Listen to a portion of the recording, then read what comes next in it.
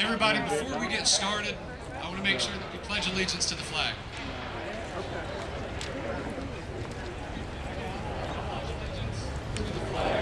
United States of America, and to the republic which stands, one nation, under God, indivisible, with liberty and justice for all.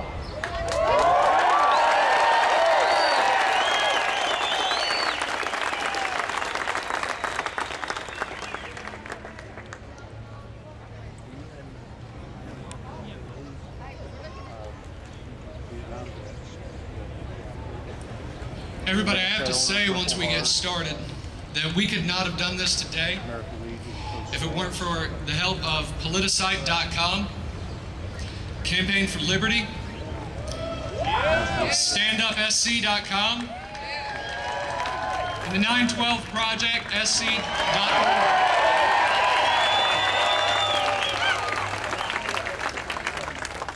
Folks, I want to encourage everybody to take a look at the website that we've put together. It's routethemout.com.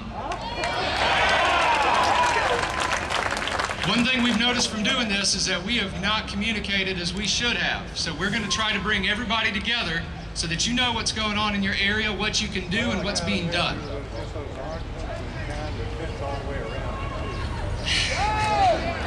Now, folks, I got to say that it warms my heart to see so many extremists and fanatics here today.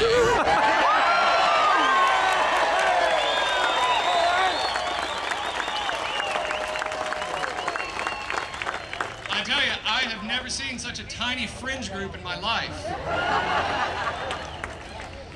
But you know, we live in strange times now, because I remember the past few years always hearing that dissent was the highest form of patriotism.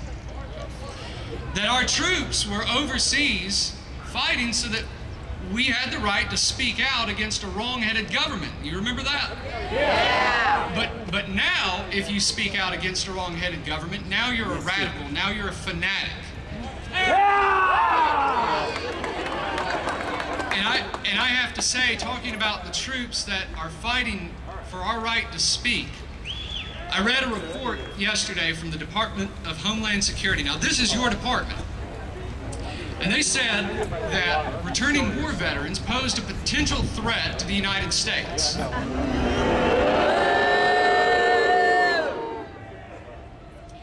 They said that because they had received military training, they were ripe for indoctrination by right-wing extremist fringe groups. Now, I'll tell you, I speak for myself, and I know I speak for this crowd when I say at no time, at no place, and under no circumstances will we ever view our military as a potential threat to this country.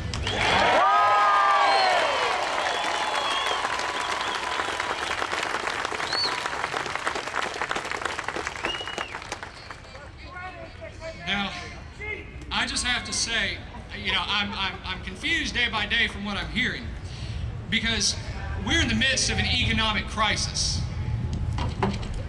What we've heard is that we're in a crisis because we overextended ourselves on credit.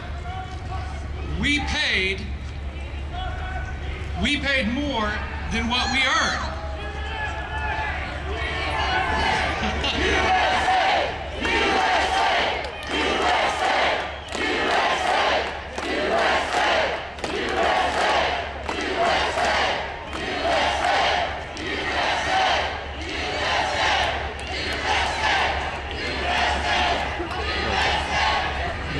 Hey, listen, that's fine. If they want to show the world that they don't have any class, let them do it.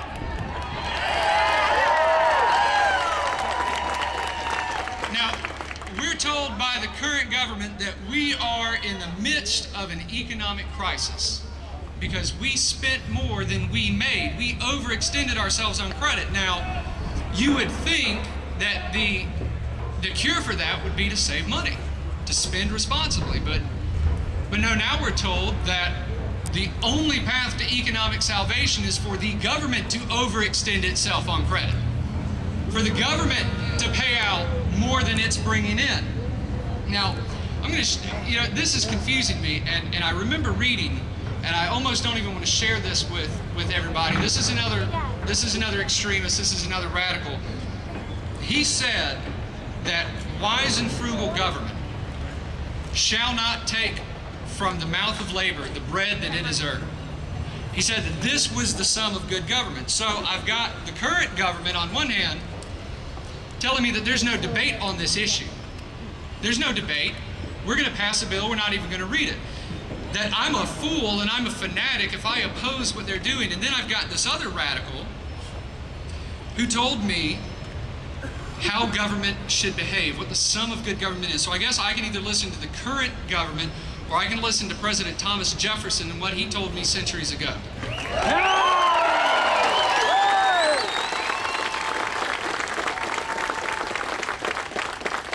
You know, Thomas Jefferson, he laid down a framework, and in our current government, they can either follow the guide rail of history, or they can go on the path that they've currently taken, which is going to lead us to ruin. Now, Jefferson, he created a framework that said, government, get out of the way. And what happened was the American people created the most prosperous land that this planet that anyone has ever seen.